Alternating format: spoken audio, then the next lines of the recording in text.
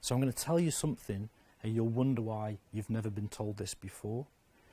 This is the Staff Security Awareness Training digital lecture series, and this is section 1 on phishing countermeasures. So imagine you arrive at work and there's been a breach of your network, so your computers have been hacked. Imagine if that hack was caused by something that you did. So either you put a memory stick into a machine when you weren't supposed to, or you've clicked on a link in an email, or you've downloaded some software from the internet, even though your company policy says that you're not allowed to do that. What does your day now look like? Some of the things that will happen after there's been a security breach or a hack on your network. Now, I've attended a few of these as the security first responder, and what happens is we have to shut down the entire site. So we will shut everything down, and then the first responder will go in and we'll take copies of all of the servers and all of the laptops and any machines they can get hold of, possibly mobile phones, anything they can get information from. While it's all shut down, nothing else can happen. It's pretty boring for the first responder. You sit and watch this blue bar going across the screen. Really boring. Takes about 3 days to do that on a really small site. If you're in a big organisation, that's going to take a long time to capture that data. Now, while that's being captured, no one can use that equipment to preserve the crime scene. So think about this.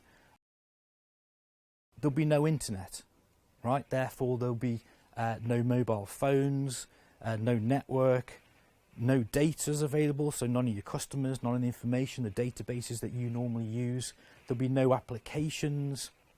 Imagine the loss of revenue to your organisation if you're shut down for several days. Now, think about the data that's stored on your network, and if that's been stolen and is open to the world, the loss of trust from the people that deal with your organisation. That information is probably available on the dark web somewhere for sale, or it is out there. There's also a possibility that within your region or country that there are laws that have been broken. I don't just mean the hacker or the person that got into your network, but also the people that are supposed to be looking after the data that's on your network. Think about the actual things that are stored on your network. All of your accounting information's on there, all of your banking information's on there, payroll, so things like your information's on there, all the HR, all the human resources information that's confidential is stored somewhere on your network, and that network has been breached. You may also get some vandalism. By that I mean, if there's access to your website through your network or access to your social media through your network, imagine what kind of things the hackers are going to do to your website and things they're going to post on your social media feeds. Possibly you might be looking at disciplinary action once it's discovered that this chain of events was caused by something that you did. So the learning objectives for today are to be able to describe the concept of phishing attacks, to differentiate the different types of phishing attacks, to suggest competent ways that you can prevent phishing attacks from happening, and suggest reasons why phishing attacks are so prevalent. So you get an email, and your email says, "Dear customer, your PayFriend account has been suspended. Please click here to reactivate your account." Now, where it says PayFriend, I want you to think about any payment processor or social media, or maybe your bank instead of PayFriend. And where it says click here, that's called the hyperlink. Now, the hyperlink, when you click on it, is the website that the person that sent you the email is trying to get you to go to. Now, even if you don't know web code, it's quite easy to follow what's here on the screen. So this is the code that's behind that particular email. So can you see where it says click here, and the site it's trying to get you to go to is actually different. In our case, we've got hackersite.com. Now, they might do something even more clever, and they might put, "Dear customer, your PayFriend account has been suspended," but they may also give you a link which looks like the correct web address that when you click on it should go to the payfriend.com site. But actually, again, if I show you behind the curtain a little bit and show you what the code looks like, as you can see, any text can be put in the hyperlink, but the site that you're going to is actually very different. So the question is this: if you receive an email and it's got a link in there, how do you even see what the code is behind the link so you know whether to click on it or not? How do you make an informed judgment? So one of the things you can do is you can hover your mouse over the link, a little box will appear, and that will show you what the web address is that the person's trying to get you to click on. If you're confident enough to do so, you could right click on that hyperlink, you'll get a little menu coming up, and you can actually select copy hyperlink. Okay, and again, if you're confident to do so, you can then open Notepad or Word or something like that, and you can paste the hyperlink in so you can see that hyperlink, so you can see where they're trying to send you. And again, if there's an issue and you're not sure, you can then ask someone else to look at that. Maybe someone from your IT team could look at that hyperlink and make a decision for you as to whether that's a safe link to click on. So I've been calling it a web address, but often it'll be called either a URL, a uniform resource locator, or it'll be called a URI, a uniform resource identifier. At the end of the day, it's the web address that the person's trying to get you to go to. Now, a couple of parts of the web address. The first thing is this, is the name of the website. We often call that the domain name. So that's the name that points to the particular website. And then you've got something called the TLD, or the top level domain. That's often a .com or a .co, and then your country code, something like that. So, I want to play a game. The game is this: if I give you a web address, a URL or a URI, would you know if it's safe to click on it or not? So have a look at this address here, and I would like you to find the domain name, the TLD, the top level domain, the subdomain, the path, the port, the parameter, and the protocol. Now, if you don't work in IT and you're non-technical, I at least expect you to get domain name, TLD, and subdomain. I'm going to give you a second to think of your answers, then I'll go through the answers for you, and you can just tick off the ones you got, like a game of bingo.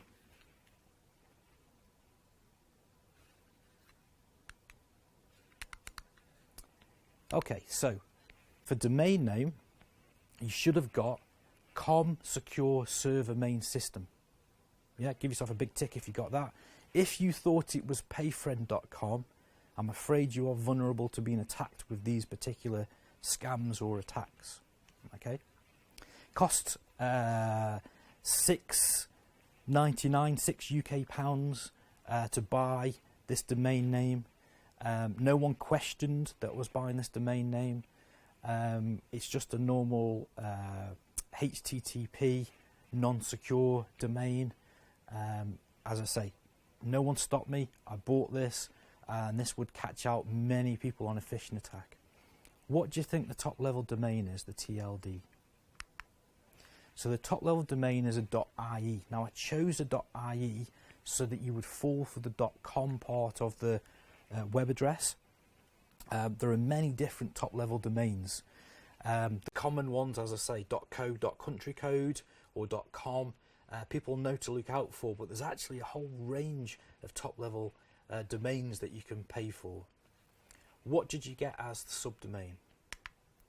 So the subdomain in this is called payfriend. And get this, subdomain can be anything you want it to be. It can be a payment processor's name, it can be a bank name, it can be social media, anything in order to trick you as the user into clicking this link and thinking that's a valid link to click on. So for the more technical guys, so it's more of a challenge, what did you get for the path?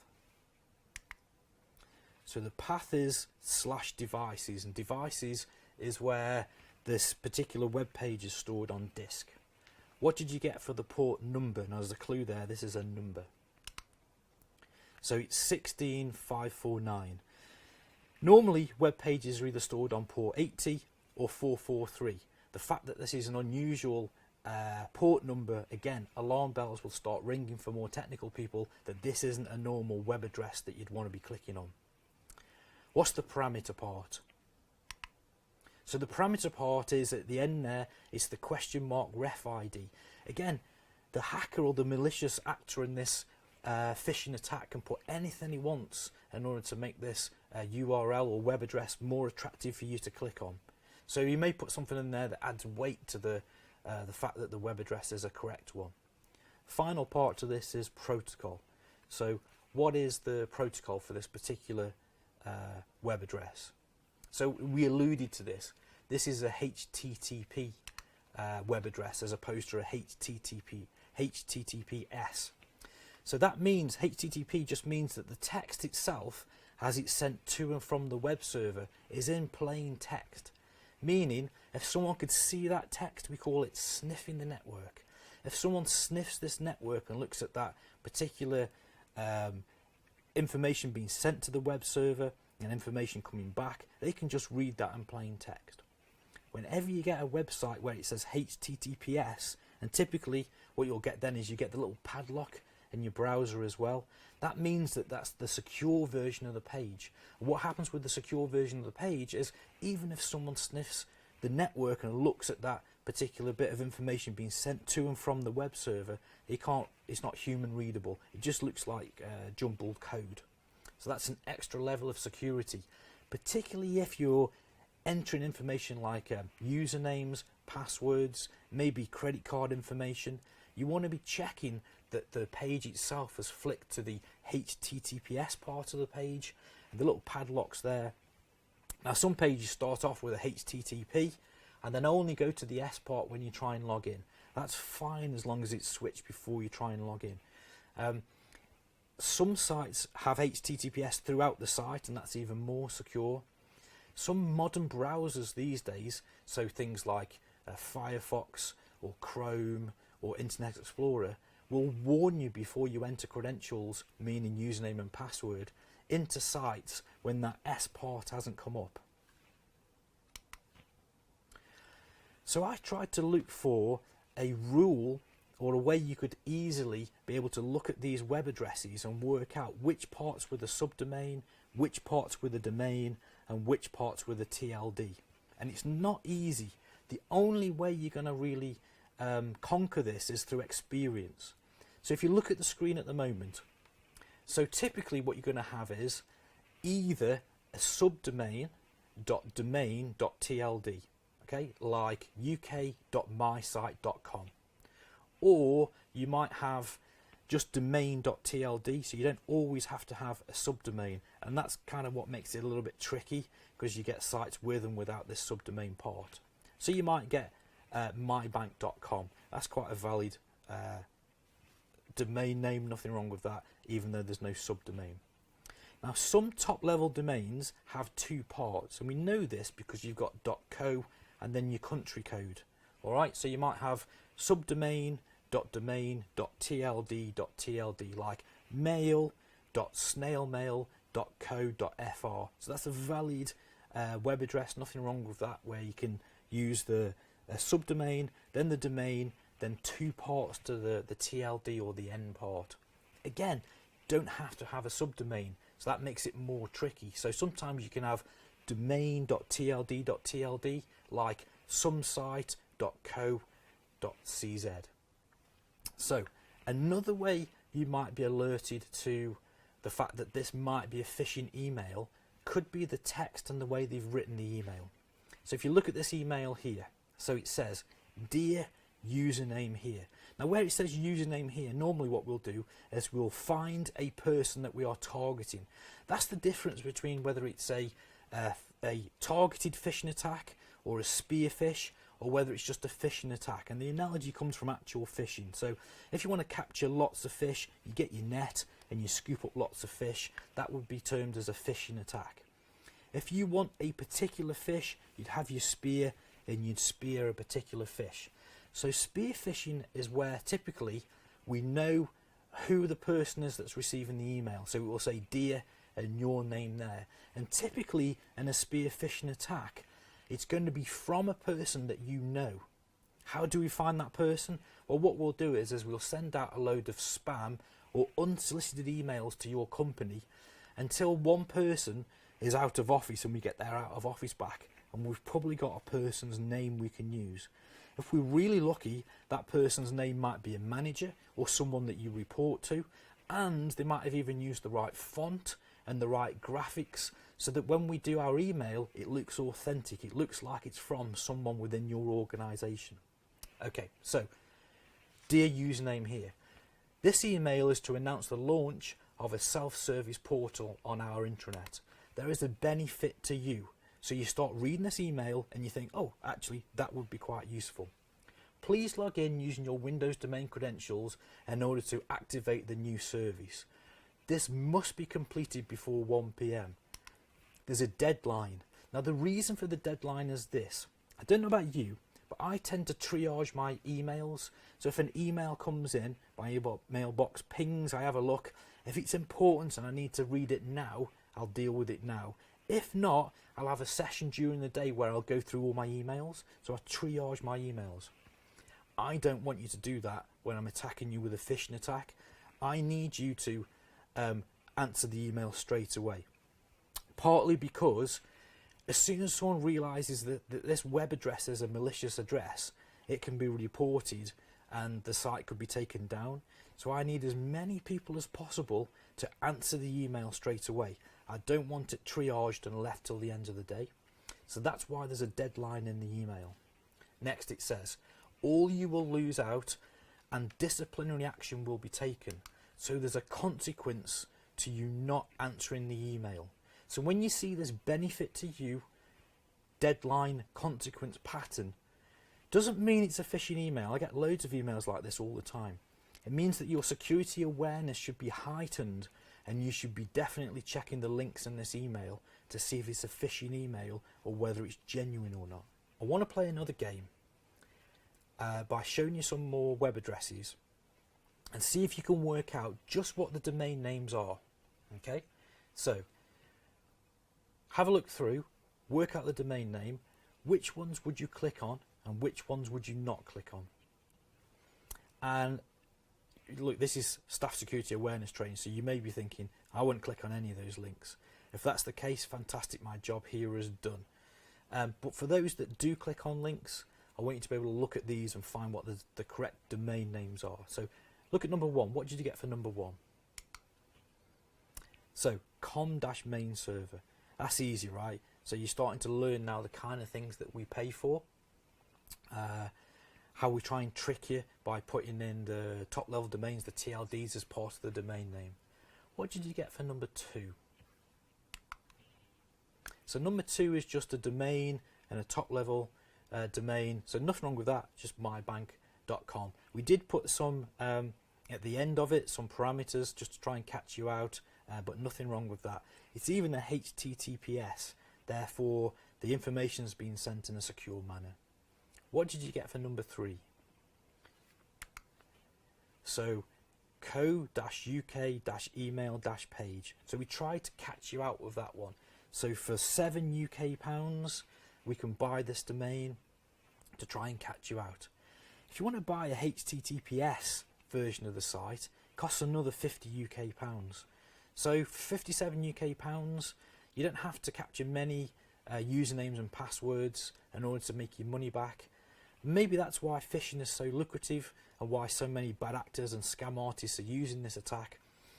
Because if you think about it, online retailers these days, you can store your credit card details within your account. So if you give away your username and password and they can get into your account, they can buy things using your bank details. Let's have a look at number 4. What do you get for number 4? So this is My Supermail, and it's got a subdomain to it. Nothing wrong with that. That's a valid domain name. What did you get for number 5?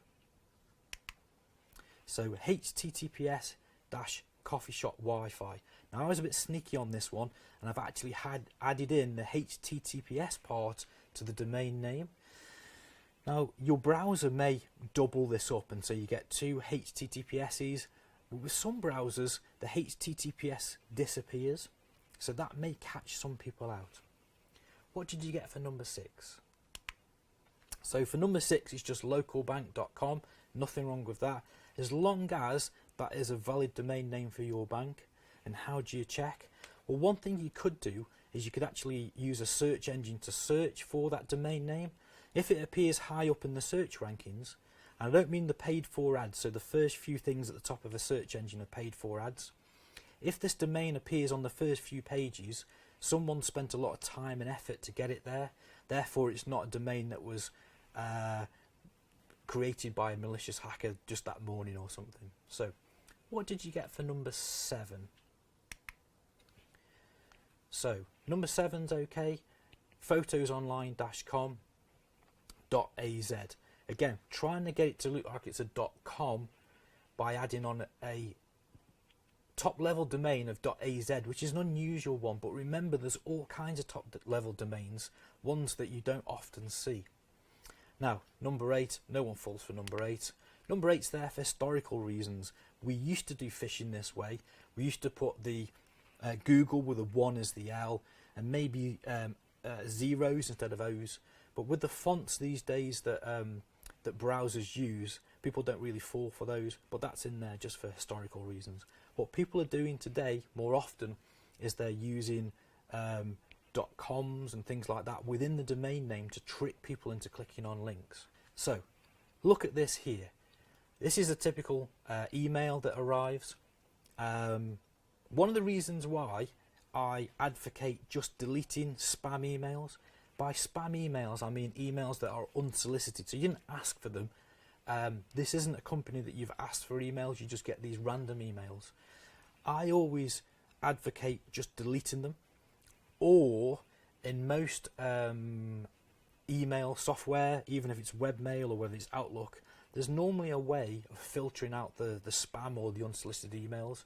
In my one, what you do is you highlight the email, you click the spam button, it removes the email for you, and it's gone. One of the reasons why I always do that is I don't read the email, and the reason for that is I will buy things. I'm an impulse buyer. If I go and buy fuel, fill up the car, I'll buy something from the petrol station. So I know I'm an impulse buyer, so when I look at emails, as soon as I know it's a spam email or it's unsolicited, I'll just put it straight in the spam folder, or I'll just delete it straight away. Okay, so you get this email here. Which of those links do you think are the malicious ones? Did you get all those? What about these ones? These are my favourite ones for catching out people. What about this one? View this email with images. So the email itself doesn't have any pictures, it just has text. Now again, if like me you're an impulse buyer, you'll be tempted to click view this email with images so you can see the pictures of the things that are for sale for good prices. Now get this, if this was a spear phishing attack, I could find out the kind of things that you're interested in, make up a really good price so that you're really tempted to click on this email and have a look at the pictures. So sometimes social engineering gets involved. It's not as simple as just sending out blanket emails. Sometimes we target people based on their interests. What about this link? Did you get this one? Unsubscribe. Okay, I get loads of people with unsubscribe. When you click on unsubscribe, there's a malicious payload in there, and boom, we've hacked your machine. You can't be clicking unsubscribe. Okay, so people say to me, well, what are we supposed to do with spam emails? Because get this, I will send you this email 10 times a day, every day, until you click unsubscribe, and then I've hacked your machine. So what you need to do is you need to be using that spam button and moving this email into spam or deleting it in order to not get caught out by this particular attack. What about this link? These links were added by me. These aren't part of your browser. So there's a delete button in your browser for your webmail, but I add in a delete button in the email, right, which also has malicious payload behind it. So when you click on it, again, your machine's infected. So did you spot all of those links within the email? And the answer is any link in an email can be malicious, even the one that says view this email with images, especially the one that says unsubscribe, because I get loads of people with that. And if I place buttons in there, forwards, backwards, delete, I might even put a spam button in there. Make sure the buttons you're clicking are part of your browser, right, or part of the webmail software itself, and not part of the email. Why do people click on links? So one of the reasons people click on links is because of emotions, right? So you receive an email, it's from the tax man saying you owe us X amount of money in tax. You want to find out if you really owe that money, so you click on the link, right? So over in the UK, we get this email that comes out, this phishing email that says you've overpaid your tax, and click here for a refund. So you might get those as well. The one I normally get tempted to click on is the speeding fine, right? So you get an email, it says you've been caught speeding. Click on this link in order to see the picture of you going past the speeding camera. Oh, you want to check to see if that's your picture, right? You want to clear your name. So your emotions get involved and you click the link. In fact, anything that involves unfair treatment, so parking fines, bills, anything like that, your emotions get involved, you want to clear your name, so you click on the links in the email. Stress. So stress is a factor for clicking on links in emails. We once did a test against a company where they had a policy where when you phone up their call centre, they had 2 minutes to answer everyone's problems. When it went over the 2-minute mark, they had a penalty. So we found that if we just chit-chatted to them and got them to almost the 2-minute mark, because they were under stress, they would almost answer any question we asked them, including social engineering questions. So obviously that's a problem. So you need to be aware of when you're stressed that you're not clicking on links. So you get an email come in and you click on unsubscribe and boom, we've got you with a malicious attack. Multitasking. You know that day where you're trying to get your job done and people keep talking to you, you've got a whole list of things to do, and ping, your email goes, and you just look at your email and you just quickly unsubscribe, or you quickly try and delete and use the wrong button. Multitasking, that's when we'll catch you out. When you do more than one thing, your brain's not 100% on the task you're doing, and you click on a link. Another reason is social engineering. So the email itself is crafted in such a way that you click on links because the information in the email leads you to believe that the information is true and that you should click on the link. Ones that are particularly good are ones that involve authority. So when the email claims to be from your line manager, or claims to be someone from within your organisation, or maybe even someone that claims to be police, the government, fire, something like that. It's very hard to receive an email from someone claiming to be the police and just to put it in your spam folder and not read it. As good citizens, we tend to comply. So when an email tells us to do something, you're used to doing what you're told, particularly if it's from someone in authority. So our natural want to comply, our natural want to be a good citizen, to do our job well, actually hinders us in this particular situation when we receive these phishing emails. The last reason, which won't catch you guys out, is lack of understanding, where you don't actually realise that clicking on these links, things like unsubscribe, things like click here to show images, can actually contain bad things. So the way we used to do phishing emails was to include a virus or some malware as an attachment. But we found that antivirus software was often catching the attachment. So what we do these days is we put these web addresses or links in to try and get you to log into a malicious site that looks like a site you use all the time. Therefore, we've got your username and password. So what are our phishing countermeasures? What can you do to keep yourself safe? Never click on links in emails wherever possible. So when you receive an email that says your bank account's been compromised, or your payment process has been compromised, or there's an issue with your social media and you've been locked out, you can get to those websites without clicking on links in emails. How do you normally get to those websites? You don't normally click on links in emails. You either type in the web address, or it's stored in your favourites, or you search for it in a search engine. What you don't do is find an email with the link in and click on it. So why would you if someone sent you an email that says there's an issue with one of your accounts? If there's an issue with your account, log into it the correct way using the method you normally use. For example, you get an email from your bank and it says, dear customer, there's been a compromise on your account. Click here to sort out the issue.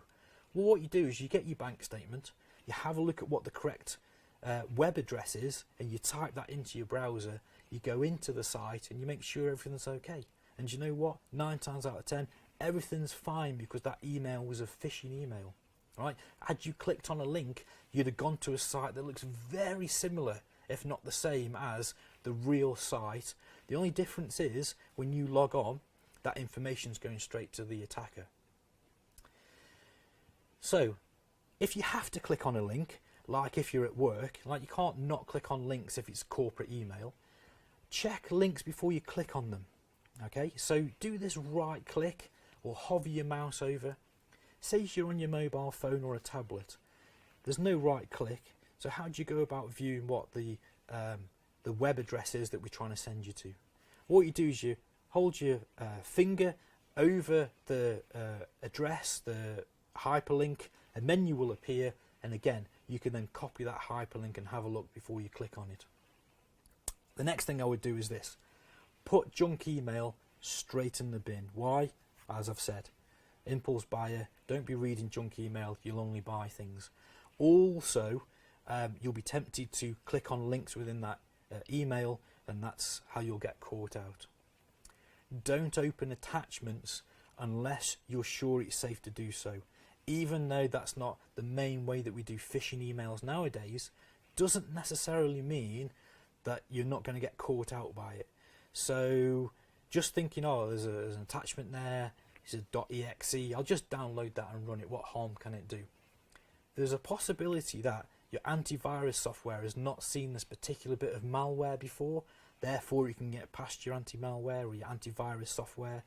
So really, the first line of defense is you as the user, knowing not to download malicious attachments, not to click on links, and then your backup is the fact that your antivirus software is there, and that may deal with it if it is a known piece of malware which is malicious. Can you confirm the legitimacy of a link in another way? So, were you expecting that email? And can you speak to the person maybe over the phone, or it's someone else in your office, and just say, you've just sent me a link, can you confirm what's in the link? And if you're expecting it, of course you can click on it, right? Because you're expecting that particular email. It's these random emails that you get from your manager that you weren't expecting that you're going to have to check up on. Maybe right click, hover your mouse over, check the link before you click. Now, can you get help? So sometimes another set of eyes is really good. So even if you've right clicked on these web addresses, we've alluded to the fact that it's quite difficult sometimes to pick out the malicious web addresses from the ones that you can click on. So maybe the person next to you or another set of eyes can look at this and make a decision for you and help you out with that. Now, regular training and regular security testing will help, because if you know I'm going to send you a malicious email, you'll be looking out for it. And the fact that you're looking out for my security test when I send you this malicious email means that you'll also be looking out for emails that come from actual hackers that are out there trying to get hold of your usernames and passwords for your accounts, or maybe hack your corporate network or something. What happens if you do click on a link? Say you click on a link and you think to yourself, oh, I shouldn't have done that. What do I do now? Do I just leave it and hope nothing happens, hope it wasn't a malicious link, or do I do something about it? The problem is that if you click on a link, it could be something like ransomware, whereby if you leave it a few days, this particular piece of malware is working its way through your computer network, locking certain files, and then will come up with a ransom for your company or organisation to pay a substantial amount of money to unlock those files. And possibly that could have been averted if you'd flagged up that you'd clicked on a link and maybe they'd got hold of your machine and checked your machine with anti-malware and things like that. So if you click on a link and you're not sure, you need to seek help. And I would like to think that you're in an environment where there is somewhere where you can go and disclose that you've clicked on links. Otherwise, people will just keep it to themselves. So there needs to be someone within your IT team who you can go with and say, oops, I've clicked on this link, without any comeback.